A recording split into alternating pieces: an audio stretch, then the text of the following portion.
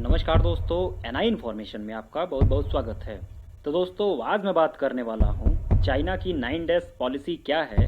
क्या 9 dash policy ही China को south China सी में वार के लिए प्रवोक कर रही है? इतना ही नहीं दोस्तों, इस वीडियो में मैं आपको ये भी बताऊंगा अमेरिका ने कैसे चाइना की जासूसी की, जवाब में चाइना ने कहाँ दागे मिसाइल।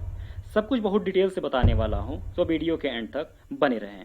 और अगर आप चैनल पर नए हैं तो latest global conflict and defence update के लिए चैनल को सब्सक्राइब करें। तो चलिए दोस्तों, वीडियो को शुरू कर लेते हैं।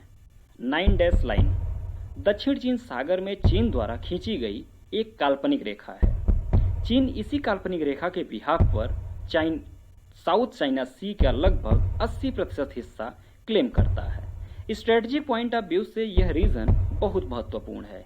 एक रिपोर्ट के मुताबिक इस क्षेत्र में 11 अरब बैरल कच्चा तेल और लगभग 190 खरब क्यूसेक फीट प्राकृतिक गैस का भंडार मौजूद है। इसके अलावा यह क्षेत्र वैश्विक व्यापार के लिहाज से भी अहम है। इस क्षेत्र से लगभग 5.3 खरब डॉलर का सालाना ट्रेड होता है। दक्षिण चीन सागर के इस क्षेत्र पर चाइना 1950 से ही क्लेम करता है। चीन दक्षिण चीन सागर के जिस क्षेत्र पर दावा करता है, उस क्षेत्र में दो प्रमुख आइलैंड पैरासेल और स्प्रेटली स्थित है। इन दोनों आइलैंड पर चीन, फिलीपींस, वियतनाम समेत कई पड़ोसी देश दावा करते हैं।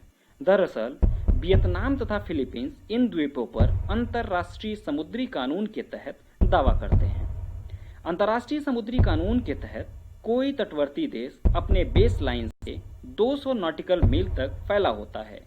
इस क्षेत्र में तटीय देशों को सभी प्राकृतिक संसाधनों की खोज, दोहन, संरक्षण का अधिकार होता है। इस क्षेत्र को एक्सक्लूसिव इकोनॉमिक जोन या अनन्य आर्थिक क्षेत्र कहा जाता है, लेकिन चाइना वहां इस कानून को नहीं मानता है। 1974 में चीन तथा वियतनाम के मध्य एक कॉन्फ्लिक्ट हुआ। इस कॉन्फ्लिक्ट में चाइना ने वियतनाम से पैरासेल द्वीप छीन लिए। इस कॉन्फ्लिक्ट में वियतनाम के 70 से ज्यादा सैनिक मारे गए थे। 1988 आते आते एक बार फिर दोनों देश स्प्रेटली द्वीप को लेकर आपस में भिड़ गए।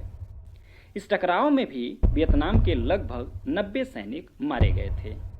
इन दोनों टकराव में चीन के कितने सैनिक मारे गए थे, इसका आधिकारिक आंकड़ा चीन ने अभी तक रिलीज नहीं किया है। इन सबके बीच America international sea law and free trade law का हवाला देते हुए तथा अपने मित्र देश को सपोर्ट करने के मकसद से 2015 से ही साउथ चाइना सी में एक्टिव है और चाइना के लिए साउथ चाइना सी में अमेरिका सिरदर्द बना हुआ है। अब बात कर लेते हैं अमेरिका के जासूसी तथा चाइना के रिटेलिएशन की। अमेरिका तथा चीन के मध्य ताइवान, कोरोना, हांगकांग तथा ट्रेड को लेकर विवाद बढ़ता जा रहा है। इसी बीच चीन अपने हैनान द्वीप पर एक बड़ा नेवल एक्सरसाइज कर रहा है। इस एक्सरसाइज में चीन अपने लेटेस्ट डिफेंस इक्विपमेंट को शामिल किया है। बताया जा रहा है यह एक्सरसाइज ताइवान पर कब्जे के बदनीयत से किया जा रहा है, अर्थात चाइना रियल मैच से पहले नेट प्रैक्टिस कर रहा है। इसी बीच अमेरिका के U-2 जासूसी विमान चीन के नो फ्लाई जोन में घुस गया और कई घंटों तक चीन के आसमान में 70,000 फीट की ऊंचाई पर मंडराता रहा। उन्होंने चीन की पूरी मिलिट्री एक्सरसाइज कैप्चर की सारी खुफिया जानकारी और प्लानिंग को भी रिकॉर्ड किया। इसके बाद U-2 विमान अपने बेस पर सुरक्षित लौट गया। चीनी सेना को इसकी भनक तक नहीं लग पाई और इसके सारे रडार और एयर डिफेंस सिस्टम धरे के धरे रह गए और U-2 के जरिए अमेरिका को चीन की सारी खुफिया जानकारी मिल गई। इस विमान की खास बात यह है, इसे एंटी एयरक्राफ्ट मिसाइल से हिट नहीं किया जा सकता। अब चीन का हाल खिसियानी बिल्ली खंभा नोचे वाला हो गया। चाइना इस ऑपरेशन के रिटेलिएशन में दक्षिण चीन सागर में 4 DF-21 यानी डोंगफेंग मिसाइल दाग दिए।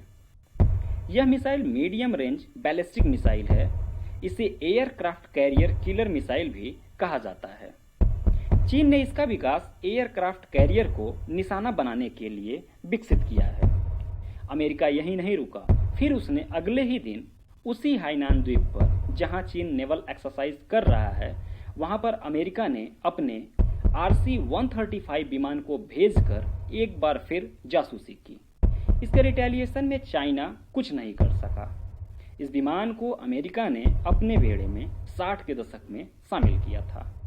अमेरिका ये सब करके दो बातों को साबित कर रहा है। फर्स्ट, अमेरिका साउथ चाइना सी में एक बड़ा प्लेयर है, एंड सेकेंड, जब चीन के लेटेस्ट रडार अमेरिका के 50 एवं 60 के दशक के विमान को डिटेक्ट नहीं कर पा रहा है, तो अमेरिका के latest stealth technology fighter jet को क्या डिटेक्ट करेगा। जाहिर है इस घटनाक्रम के बाद चाइनीज डिफेंस इक्विपमेंट की विश्वसनीयता घटेगी। Thanks for listening. God bless you all.